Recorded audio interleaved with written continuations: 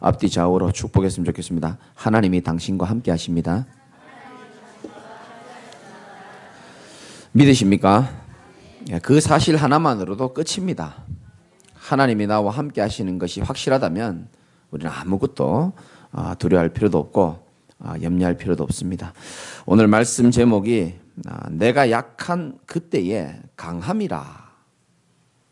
육신적이고 종교적인 사람들은 오늘 설교가 별로 은혜가 안 될 겁니다. 그런데 정말 고통 가운데 하나님의 은혜를 체험해 본 사람들은 하나님의 중요한 은혜를 잊게 될 겁니다. 여러분들이 말씀 속에서 말씀이 깨달아지고 여러분 삶의 해답을 찾게 되는 축복이 있기를 주님의 이름으로 축원합니다. 세상에서는 누가 강한 사람이죠? 돈이 있고 힘이 있고 빽이 있고 권력이 있고 그런 사람이 강한 사람이라고 말하지만 성경은 좀 다르게 말씀하고 있습니다. 누가 강한 사람이냐면 전능하신 하나님과 함께하는 사람이 가장 강한 사람입니다. 그래서 바울은 디모데에게 바울아 네가 은혜 안에서 강하라 그러거든요.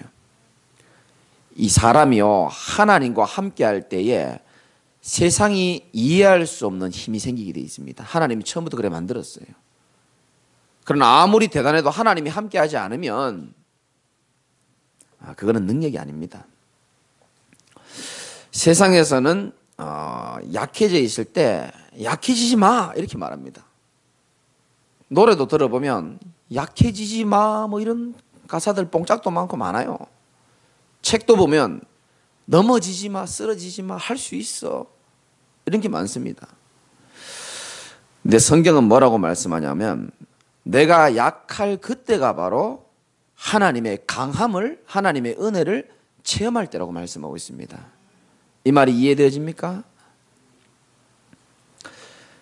여러분 살아보면서 가장 하나님의 주신 힘을 강력하게 얻을 때가 언제였습니까? 저 같은 경우에는 연약할 때에 연약하니까 하나님의 은혜를 사모할 수밖에 없잖아요. 그때 주시는 그 하나님의 은혜를 체험한 게요 제게 너무 소중한 거 있죠. 세상에서는 약해져 있을 때 긍정적으로 생각하라 그럽니다. 방법을 찾아라. 최선을 다해라. 새롭게 일어나라 이렇게 말합니다. 오늘 성경도 나왔지만 성경은 우리가 연약하여 쓰러져 있더라도 그리스도의 능력이 머물면 새 힘 주실 것이기 때문에 주님 앞에 나오라고 말씀하는 겁니다. 세상은 약한 거는 숨기고 강한 거 잘하는 거는 드러내라고 말합니다. 우리 여러분들도 마찬가지일 겁니다. 약점은 숨기고 싶잖아요.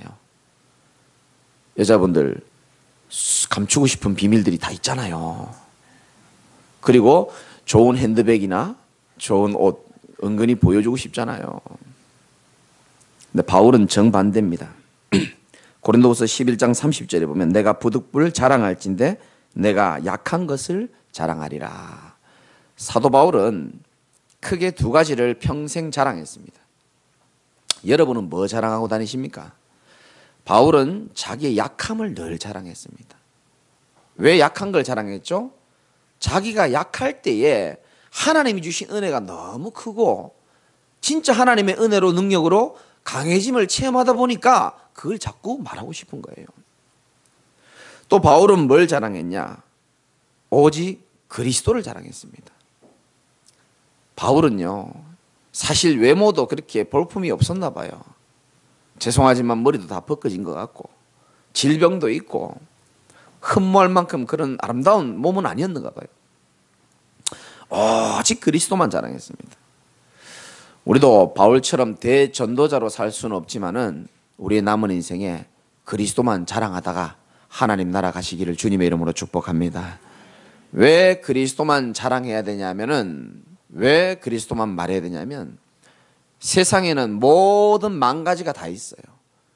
그런데 세상에 살릴 이 답 그리스도 하나만 없어가지고 사람들은 지금도 문제의 진짜 원인을 모르고 고통을 당하는 겁니다.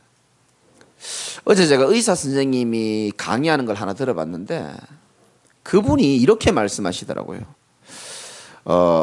우리 몸에 병이 얼마나 많습니까? 근데 그 병명을 자세히 살펴보면 병의 진짜 원인이 확인할 수 있다 그러더라고요. 세상 사람들은 문제를 많이 당하고 있습니다. 세상에 있는 문제가 몇 가지인지 아십니까? 혹시 아시는 분 있습니까? 아는 사람이 없죠. 그 많은 문제를 어떻게 다 셀 수 있겠습니까? 세상에 있는 사람들은 제가 수요일날도 말씀드렸죠. 사람들은요, 이게 문제다 저게 문제다 말을 많이 합니다. 대통령이 문제다, 정치가 문제다, 경제가 문제다, 사람이 문제다, 아버지가 문제다, 아니다 엄마가 문제다, 자식이 문제다, 아버지가 문제고 남편이 문제라고 했다가 가만 생각하니까 아니야, 술이 문제야. 저 인간이 나쁜 인간은 아닌데 술이 문제야. 조금 더 깊이 있게 연구하다 보니까 술이 문제가 아니고 그 술을 계속 마실 수밖에 없는 그 사람의 과거의 상처가 문제야. 자기 나름대로 문제를 다 분석합니다. 그런데 진짜 문제는요, 사람들이 잘 모릅니다. 사람들은 몰라요. 저는 확실히 말할 수 있습니다. 이 세상의 문제는요, 진짜 문제는 한 가지밖에 없습니다. 한 가지밖에 없어요. 이 문제 저 문제 뭐 요 문제 별걸 다 얘기합니다. 그러나 그 모든 문제의 근본 뿌리는 한 가지밖에 없습니다. 그것이 바로 모든 인간이 하나님과 함께해야 행복한데 하나님을 떠난 것이 우리 인생에는 가장 큰 문제였습니다. 하나님 떠난 게 문제입니다. 물고기는 물 속에 있으면 아무 문제 없습니다. 물 밖을 나오는 순간부터 죽어가는 겁니다. 우리 인생이 하나님이 우리 인간을 만들었단 말이에요. 근데 만들 때에 하나님의 은혜를 누리고 하나님과 함께 하도록 그렇게 디자인이 됐단 말입니다. 그래서 사람은요, 이상하죠? 짐승이랑 좀 다릅니다. 내가 힘들고 답답하고 어렵다가도요, 귀에 딱 하나님의 말씀, 복음의 말씀을 들으면요, 이상하게 내 영혼이 막 살아난다니까요. 잘 안 듣습니까? 살아난다니. 여러분, 저 닭이나 소나 돼지한테 그 이어폰으로 제 말씀 한번 들려줘봐요. 살아나는가? 안 살아납니다. 걔들은 영적 존재는 아니거든요. 우리 인간은요, 영적 존재라 가지고 밥 많이 먹는다고 잠 잘 잔다고 행복한 존재가 아닙니다. 반드시 인간을 창조하신 하나님과 함께 할 때에 행복이 있는 줄 믿으시기 바랍니다. 근데 우리 인간이 하나님 떠난 게 이게 제일 큰 문제예요. 이거를 대통령이 모르고 국가가 모르고 아무도 모릅니다. 의사도 모르고요. 하나님 떠나가지고 사단에게 잡혀가지고요, 죄 가운데 빠진 게요, 우리 인생의 유일한 문제입니다. 이게 진짜 문제라니까요. 이거를 여러분들이 먼저 아시고 여러분 가족과 주변의 모든 사람들에게 말해 주시기 바랍니다. 이게 근본 문제라니까요. 이 근본 문제가 하나님 떠난 문제, 죄 문제, 사단 문제라는 것을 모르니까 많은 종교와 학자들이 세상에서 답을 제시하잖아요. 마음이 너무 힘드니까 마음 수련 만들어 놔가지고 찾아오라 그러고, 내가 머리가 너무 아프니까 뇌호흡, 기운동 오라는 겁니다. 아프리카 가니까 아프리카에도 보니까 마음 수련, 뇌호흡 이런 게 있더라고요. 자기들이 돈 주면서 오라 합니다. 대단하죠. 또 많은 종교에서요, 해답을 제시합니다. 착하게 살아라. 석가모니가요, 저는 참 존경합니다. 인간적으로는. 인간의 이 고뇌에 대해서 굉장히 고민을 많이 하신 분이에요. 근데 그분이 제일 먼저 깨달은 게 바로 사성제 아닙니까? 고진멸도, 고통이 오는 이유는 집착을 해서 그렇다. 이거를 멸하면 된다. 그래서 8가지 8정도를 만들어냈잖아요. 바르게 생각하고, 바르게 말하고, 바르게 일하고, 바르게 안 살고 싶은 사람이 누가 있습니까? 살아보니 자기도 모르는 영적 문제가 올라오지 자기 마음대로 안 된다니까요. 어제 뉴스 보니까 서울시 광장에서 그 성소수자들이 또 이렇게 집회를 하더라고요.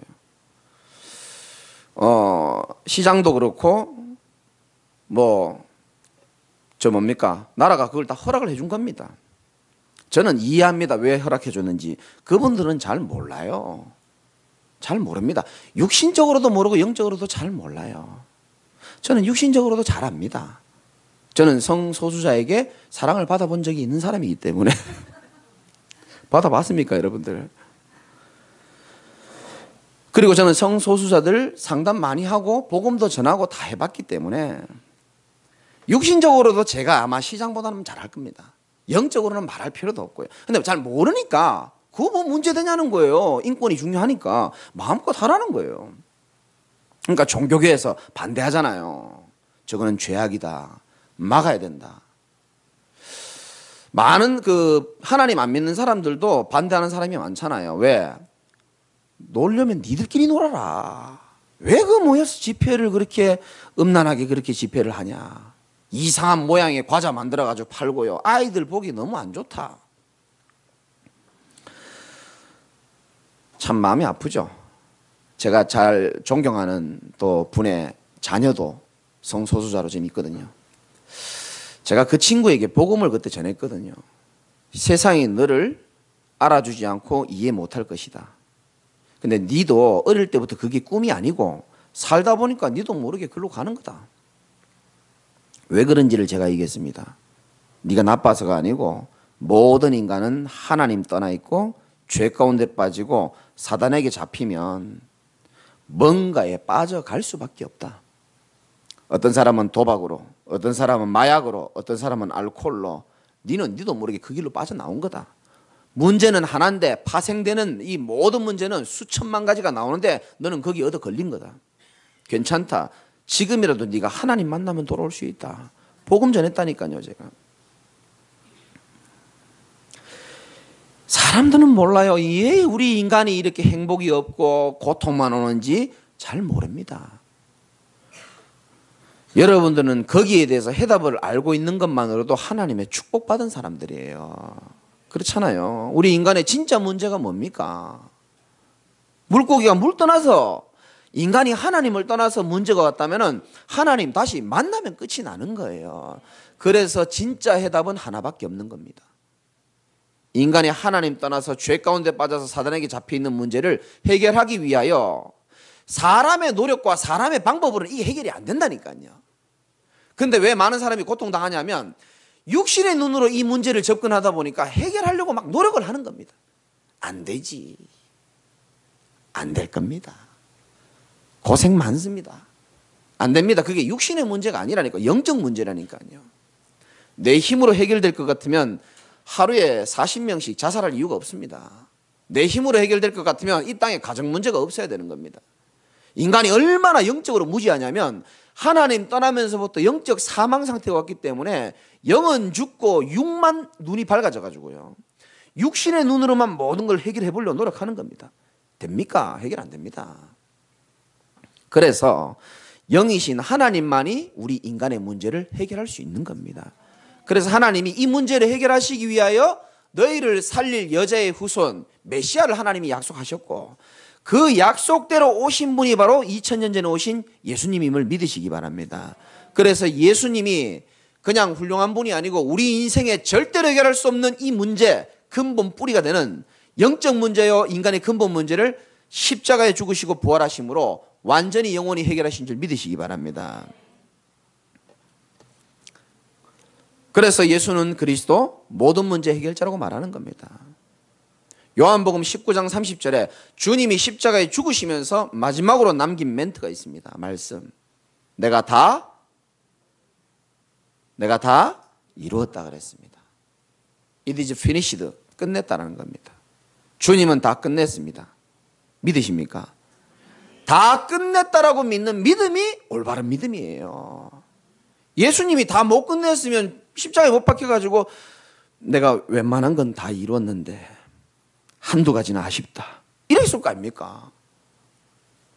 내가 최선을 다해서 이루었는데 나도 한계가 있어서 한 가지는 아쉽다. 너희들이 이루어라. 이랬을 거 아닙니까? 덜 이루었으면. 모든 인간을 멸망시키는 사단의 머리를 박살내시고 모든 문제를 다 이루어내신 겁니다. 우리는 그 믿음을 가지고 신앙생활을 하는 거예요.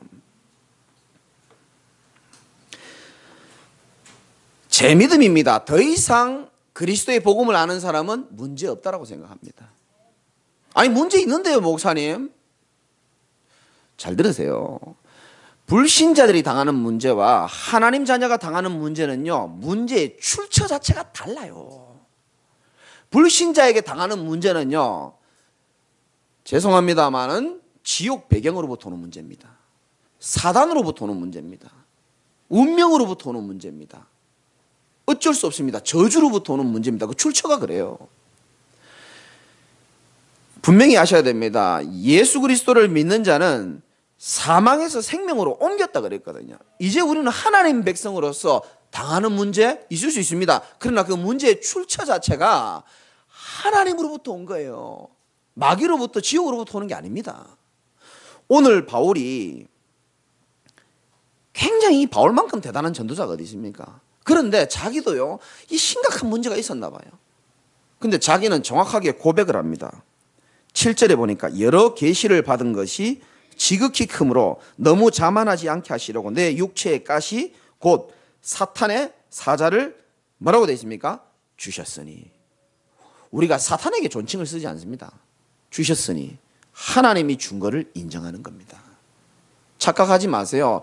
여러분들의 문제를요, 있다면은 그것은 저주와 재앙으로부터 온 문제가 아니고 하나님이 허락했기 때문에 온 겁니다. 왜 허락했냐? 하나님의 선한 계획이 분명히 있기 때문에 그런 겁니다. 분명히 있습니다. 그래서 오늘 본문 보니까요, 바울이 이렇게 말합니다. 12장 1절에 무익하나마 내가 부득불 자랑하노니. 바울은 자랑하는 사람이 아닌데 어쩔 수 없이 자랑 좀 해야 되는 겁니다. 주의 환상과 계시를 말하리라. 내가 그리스도 안에 있는 한 사람을 아노니. 이 한 사람이 누군지 혹시 아십니까? 예? 어디 절에서 오셨습니까? 이 한 사람은 자기 자신을 말하는 거예요. 자, 내가 뭔 간증을 하나 하고 싶은데 그게 내 얘기라. 그러니까 제3자의 입장에서 생각하니까 내가 옛날에 핫도그 장사한 한 사람을 아노니. 그게 김재강이 얘기인 거예요. 내가 옛날에 도박에 빠진 한 사람을 아노니. 그래야 좀 수준이 있어 보이잖아요. 자기 얘기입니다. 자기 얘기. 왜 자기 얘기를 이런 식으로 하느냐면요, 많은 이유가 있지만 그 중에 한 가지가 뭐냐면은 사람이 자기 얘기를 간증하는, 여러분 간증 집회 가보셨습니까? 간증 집회 가보면 주관적인 하나님을 만난 체험이고 개인의 여러 가지 은혜 받은 거기 때문에 우리에게 유익하고 은혜될 때도 있지만 사실은 위험성도 있습니다. 그게 기준이 돼버리면 나는 그럼 그런 응답 못 받으면 나는 하나님 안 살아계신 겁니까? 그래서 진짜 기준은요, 하나님 말씀밖에 없어요. 그러니까 이 바울이 객관적인 얘기를요, 자기 얘기를 꼭 남 얘기하는 것처럼 얘기하는 겁니다. 어떻게? 그가 14년 전에 셋째 하늘에 이끌려간지라. 이 또 셋째 하늘은 뭡니까?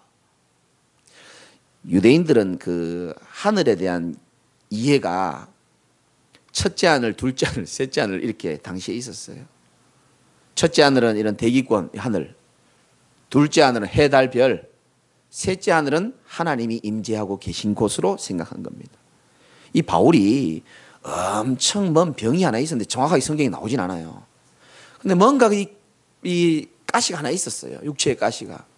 근데 이걸 한번 해결해 보려고 하나님 앞에 간절히 기도하다가 주의 환상과 계시를 체험한 걸 지금 얘기하는데 14년 전이면 제가 조사해 보니까 바울이 가장 안디옥에서 전도운동을 펼칠 때에 마음껏 전도운동을 펼치는데 이 육신의 가시가요, 자기를 팍 괴롭히고 방해했다는 겁니다. 거기에 대해서 오늘 말씀하는 겁니다. 14년 전의 일을 회상하면서 자기의 일을 말하는데 3절부터 6절까지 보니까요, 뭐 참 알아듣기 힘든 말을 합니다. 내가 이런 사람을 아노니 그가 몸 안에 있는지 몸 밖에 있는지 나는 모르거니와 하나님은 아시느니라. 영혼만 갔다 왔는지 육신하고 같이 갔다 왔는지 모르겠다는 겁니다. 얼마나 깊은 그 기도 속에 있었으면. 4절에 그가 낙원으로 이끌려가서 말로 표현할 수 없는 말을 들었으니 사람이 가히 이르지 못할 말이라. 도대체 뭘 바뀌고 뭘 들었길래. 5절에 내가 이런 사람을 위하여 자랑했으니 나를 위하여는 약한 것들 외에 자랑하지 않겠고. 6절에 내가 자랑하고자 해도 어리석은 자가 되지 않을 것은 내가 참말을 함이라. 그러나 누가 나를 보는 바와 내게 듣는 바에 지나치게 생각할까 봐 두려워하여 그만두노라. 참 사람 막 되게 들뜨게 해놨다가요, 에이 됐다 그만하자 이런 식으로. 이 성경에 그런 부분들이 좀 있거든요. 근데 중요한 거는 하나 중요한 내용이 나옵니다. 그게 7절부터 나오는 거죠. 자기가 평생 짊어지고 갔던 아픔의 의미를 하나님으로부터 깨달았다고 이제 말씀하는 겁니다. 혹시 여러분 가운데 육신의 가시나 평생 여러분의 십자가가 되는 것에 대하여 오늘 하나님이 주시는 답을 찾기를 주님의 이름으로 축원을 드립니다. 바울은 전도운동이 활발할 그때에 자기만의 육체의 가시가 있었어요. 어떤 사람은 이 바울은 눈이 안 좋았다 그래요. 안질. 그래서 나중에 이 서신서 나중에 기록할 때는 자기가 기록을 못합니다. 대신 누가 이렇게 대필해 줍니다. 자기 맨 마지막에 사인만 하죠. 눈이 굉장히 안 좋았다는 거예요. 어떤 사람은 안질이 아니고 간질이다. 그 병을 알았다. 이런 사람도 있고요. 근데 이거를 없어지게 해달라고 8절에 내게서 이걸 떠나가게 하기 위하여 3번 주께 간절히 기도했다는 겁니다. 근데 하나님이 응답을 하셨다 안 하셨다? 안 하셨다는 겁니다. 저는 이 바울을 생각하면서 이 바울이요, 하나님의 능력이 얼마나 많이 임했냐면 바울이 가지고 다니던 손수건 있잖아요. 그거를 사람들이 가져가 가지고 바울의 앞치마나 손수건을 가지고 병든 사람한테 이렇게 얹으면요, 이 병이 나아버리는 겁니다. 귀신이 막 떠나가기도 하고. 바울의 손수건이나 앞치마, 하나님이 그만큼 능력을 줬는데 바울 자기 병은 자기가 못 고친 거예요. 그러니까 사람들이 뭐라고 생각했습니까? 아이고, 네 꼬라지나 니나 똑바로 좀 고치고 네 행실이나 바로 하고 예수 얘기해라. 좀 그런 식으로 생각할 수 있잖아요. 그게 바울이 하나님의 영광을 가린다고 생각하고 간절히 3번 간구했던 겁니다. 이 연약함과 이 아픔, 이 가시를 하나님 좀 뽑아달라고. 우리 민서가 생선 먹다가 가시가 한번 전에 걸렸잖아요. 막 한 이틀 동안 너무 아파 괴롭다는 거예요. 가시가 걸린 것 같다는 거예요. 한 이틀 괴로워하니까 제가 입을 크게 벌려보라니까 쫙 목구멍이 있는데요, 요만한 흰색으로요 뭐가 탁 박혀 있는 거 있죠. 그래가지고 집게 가지고 깊이 넣어가지고 쑥 뺐는데 이게 속이 얼마나 긴지요. 휙 굽어가지고 막 길다는 게 하나 있더라고요. 야, 가시가 이렇게 고통스러운 거거든요. 바울에게 이 육체에 가시가 있었는데 하나님이 응답을 안 해줬는데 왜 응답을 안 해줬냐? 우리 7절 말씀을 다 같이 한번 읽어봅시다. 시작. 여러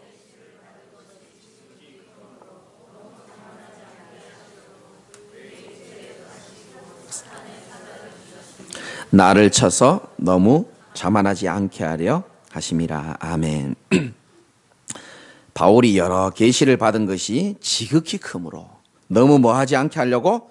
자만하지 않게 하려고, 교만하지 않게 하려고. 이 바울은요, 여러분 아시다시피 굉장한 그 학문을 공부한 사람이고 굉장한 그 배경이 있습니다. 너무 자만하지 않게 하려고 육체에 가시를 줬다. 곧 사탄의 사자, 사단의 통로를 주셨으니 이는 나를 쳐서 너무 뭐하지 않게 하려고요?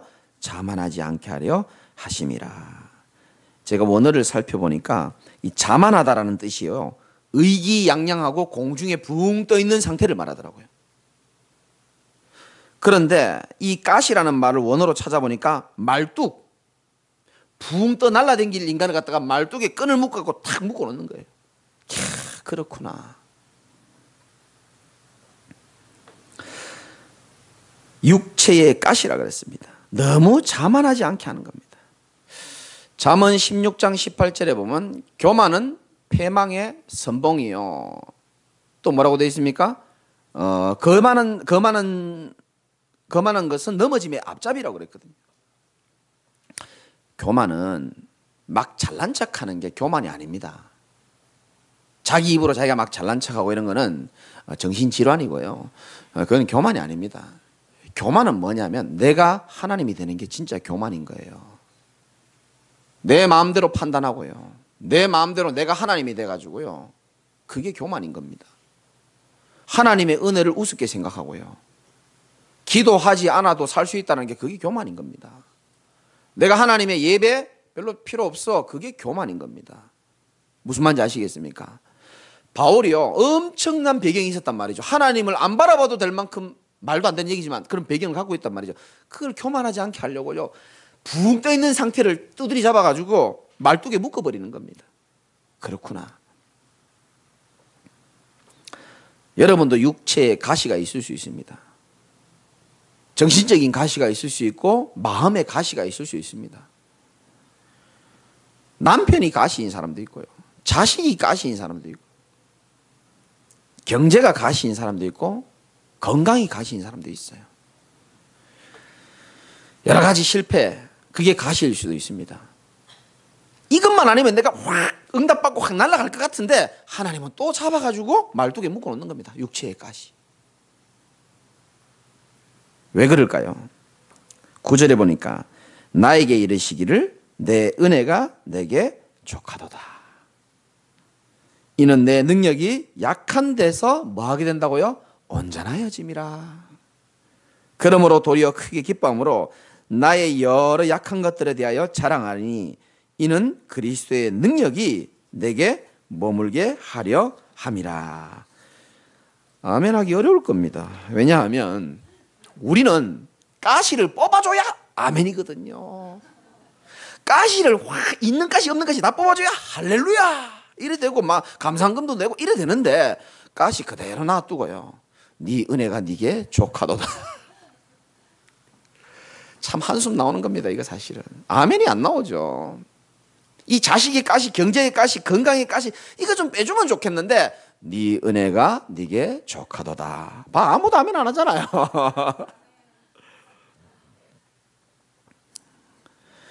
이게요, 참 왜 그러냐면은 우리가 약할 때에, 여러분 언제 약해집니까?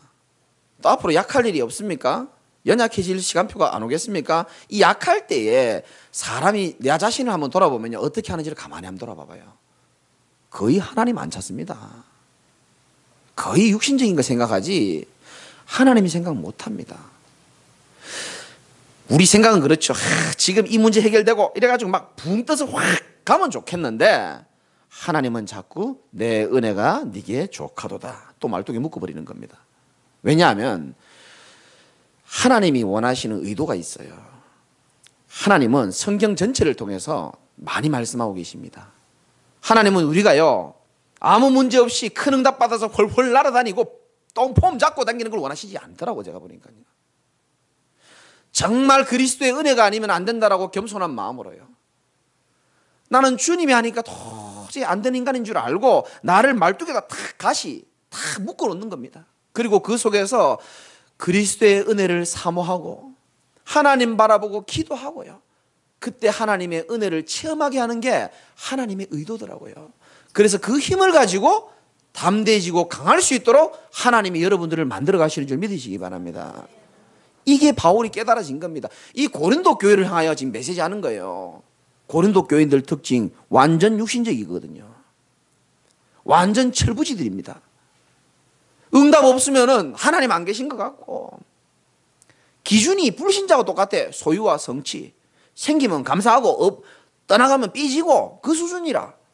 그러니까 바울이 고린도후서 마지막에요, 이 자기 아픔을 얘기하면서 얼마나 내가 연약했을 때 하나님이 내게 베풀어 주신 은혜가 큰지를요, 그거를 너희들도 체험하기를 원하고 그게 축복이라고 말하는 겁니다.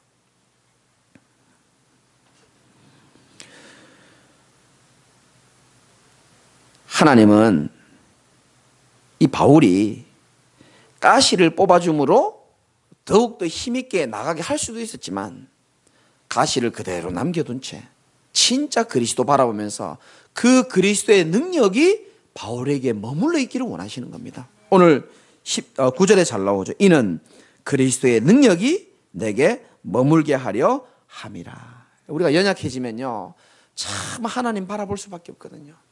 그 그리스도의 은혜가 내게 머물러 있는 것이 알고 봤더니 나를 살리는 유일한 힘이요, 오직 하나님이 아니면 안 되는구나, 이걸 깨달아지게 하시는 겁니다. 제 얘기를 안 하고 싶은데, 저는 이 어려움 올 때마다요, 하나님의 이 은혜가 너무 체험이 되져가지고 지금도 그 하나님의 증거를 가지고 나는 확신 있게 메시지하는 거거든요. 못 들은 분도 있으니까 제가 한때 이 시신경이 마비가 돼가지고 뭐 이 눈알이 안 돌아가고 앞이 안 보이는 겁니다. 새파랗게 젊은 나이에. 그게 얼마나 눈 안 보여 보면 사람이요 기분 진짜 이상해집니다. 원인을 모르니까 한국에서 원인을 모르고 시신경이 마비된 사람은 전라도에 한 사람밖에 없는데 학회에 보고된 거에 의하면 6년 동안 치료가 안 됐다 그러더라고요. 진짜 눈앞에 캄캄하더만요. 그러니까 그 원인을 찾아야 되는데 원인을 못 찾는 거예요. 그 큰 병원에서. 그리고 그 큰 의사가 저한테 말했습니다. 원인을 못 찾겠다고. 이 원인을 찾으려면 그분 표현이 아직도 저는 잊혀지지 않습니다. 저 해운대 바닷가에서 바늘 찾는 것처럼 모래 하나하나 뒤져야 된다는 거예요. 그 말은 모르겠다는 거죠. 알았다 그러고 난 집으로 왔죠. 하나님께 기도하면서 그때 제게 주신 메시지가요. 강단 말씀이 믿음이 없는 자들이었거든요. 내가 눈앞이 안 보이니까 믿음이고 하나님이고 아무것도 없더라고요. 나는 그 말씀을 실제로 믿었습니다. 내가 믿음이 없어서 하나님은 나를 이 문제가 아니고 이 문제를 통하여 나의 믿음을 하나님은 자라게 하시려고 하는구나. 그 막 믿음이 막 생기는 거 있죠. 그래가지고 눈알이요 정상으로 다 돌아가 버렸어요. 그리고 신나게 병원을 돌아갔죠. 의사 앞에 복음 전가하려고. 눈도 조그만데 눈 크게 떠가지고 내 눈이 하나님의 능력으로 고침을 받았다. 그런데 의사는 별 표정이 안 좋아요. 뭐 이런 인간이 다 있나 싶어가지고 속이 괜찮냐는 거예요. 아니 지금 눈이 괜찮은데 속이 괜찮냐 왜 그래 물어보는 거예요. 알고 봤더니 컴퓨터를 딱 돌려서 보여주면서 당신이 눈이 시신경이 마비된 원인을 우리가 도저히 못 찾아가지고 모든 몸의 검사를 다 했는데 당신이 정확한 검사는 해봐야 알겠지만 췌장 암 수치가 굉장히 높다는 거예요. 세상 참 웃기죠. 겨우 눈 안 보이다가 눈 떠가지고 갔는데요. 췌장암 수치가 높다는 거예요. 난 태어나고 그런 소식을 처음 들어봤거든요.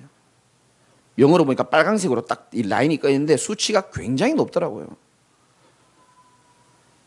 그때 내가 믿음 고백했죠. 순간적으로 눈을 하나님의 능력으로 치유하셨기 때문에 이것도 하나님께서 치유하실 것이다. 내가 딱 그 믿음 고백하면서 나갔어요. 근데 내 마음은 불안하고 있었는가 봐요. 집에 오니까 집사람이 여보 짜장 해줄까 이러는데 그게 췌장으로 들리더라고요. 진짜요. 그날 짜장 해줬거든요. 짜장 해줄까 이러는데 그게 췌장으로 들리고요. 도서관에 가도 내가 늘 읽던 책을 안 읽고요. 자꾸 췌장암에 대한 책만 읽더라고 제가요. 나도 모르는 깊은 불안함. 이요. 암 걸리신 분 있는지 모르겠지만 이 암표 지자 검사라고 있습니다. 우리 몸에 암이 다 있지만은 그 암이 주둥이로 뿜어내는 그 수치가 있어요. 그게 이제 제가 몸 중에서 그게 제일 높다는 거예요. 근데 암 걸린 사람 그건 100% 다 높아요. 근데 암이 아닐 수도 있는 경우는 거의 극히 드물다는 거예요. 그래서 제가 이제 검사를 다 했죠.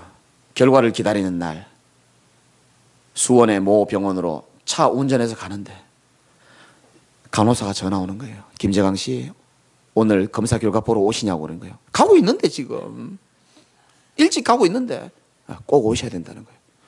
왜 꼭 와야 됩니까 내가. 그런 전화는 안 해도 되거든요. 운전하고 안 그래도 불안해가지고요 잠을 못 자고 가는데요 꼭 오셔야 된다는 거예요.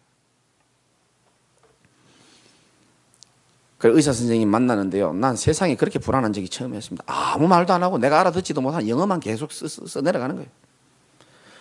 선생님 나 죽게 됩니까? 어떻게 됩니까? 왜냐하면 그 책을 찾아보니까 5년 내에 사망할 확률이 95%더라고요. 난 이제 가는구나. 내가 여기서 수도권에서 죽으면 나를 위해서 울 사람도 없고 차라리 대구에서 죽이든지 얼마나 하나님을 원망했는지 몰라요. 다행히 그 의사 선생님이요 자기도 이런 경우는 잘 못 봤는데 확률적으로는 20분의 1이래요. 수치가 이만큼 되면은 암이 이미 많이 와야 되는 건데 자기도 이건 잘 모르겠는데 이상하게 좀 20명 중에 1명꼴로 수치는 올라갔는데 암이 아닌 경우가 있다는 거예요. 하나님의 은혜인 줄 믿으시기 바랍니다.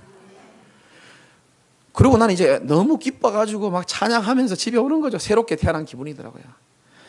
여러분 감사하시기 바랍니다. 나 그때 생각하면 지금도 눈물이 나. 새롭게 태어난 기분 들어요. 30분을 찬양하면서 온 거예요. 옆에 사람 나 미친 줄 알고요. 창문 열고 하나님을 찾아가면서. 그런데 내가 요 교회 전에 사역할 때 있는데요, 사단이 자꾸 그 생각을 나게 하는 거예요. 괜히 그렇게 수치가 높겠니? 넌 죽을 거야. 야, 의학과 과학이 장난이니? 넌 지금 암이 퍼져가고 있어. 넌 지금 성도들 웃기고 있지만 넌 이제 서서히 죽어가고 있어. 이 마귀가 자꾸 그런 생각 주는 거예요, 내가. 그러나 또 여기 희명병원 가서 검사하니까요, 수치가 여전히 높아요. 여전히. 그렇게 괴로워하다가요, 어느 날 이 말씀을 수요 예배 때 제게 주시는데 이게 제게 응답이 되는 거 있죠. 아, 그렇구나. 내 꼬라지 잘난 건 없지만 오직 하나님만 바라보지 않을까 싶어서 너무 자고하지 않게 하기 위하여, 자만하지 않게 하려고 내 육체에 가시를 줘가지고요. 내가 이 가시가 있으니까요, 언제든지 하나님의 은혜 앞에요, 머리 숙일 수밖에 없고요. 저도 똥폼 잡을 줄 알고 잡고 싶어요. 근데 내게 가시가 있으니까요, 언제든지. 난 언제 하나님 나라 갈지 모른다. 난 언제든지 주님의 은혜가 아니면 안 된다. 나는 오직 하나님 앞에 서야 된다. 이런 은혜가요, 내게 계속 물밀듯 오더라고요. 그러니까요, 내가요, 전에는 껍데기 신앙이었는데 이제요, 진짜 약한 데서요, 하나님 주신 은혜가 처음 믿어지는 거 있죠.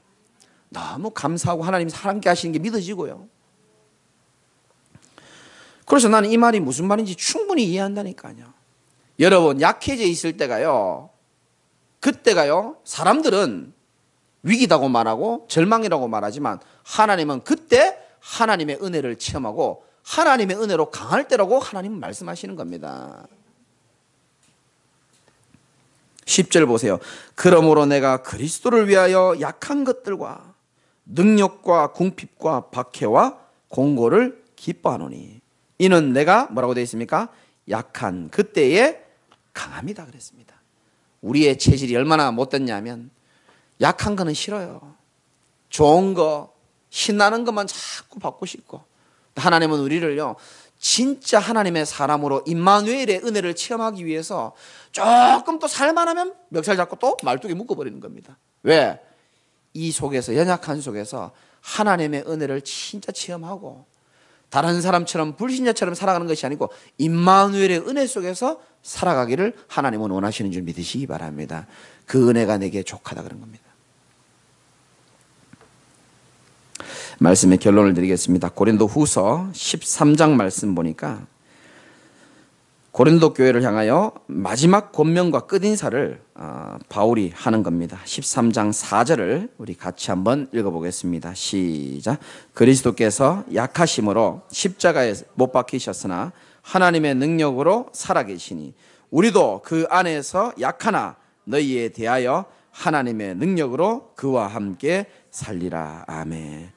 바울이 고린도 교회를 향하여 하고 싶었던 마지막 메시지, 살아계신 하나님이 저와 여러분에게 지금 하시고 싶은 마지막 메시지, 네 능력으로 살지 말고 하나님의 능력을 체험하고 하나님의 은혜와 함께 살아가기를 주님이 원하시는 줄 믿으시기 바랍니다.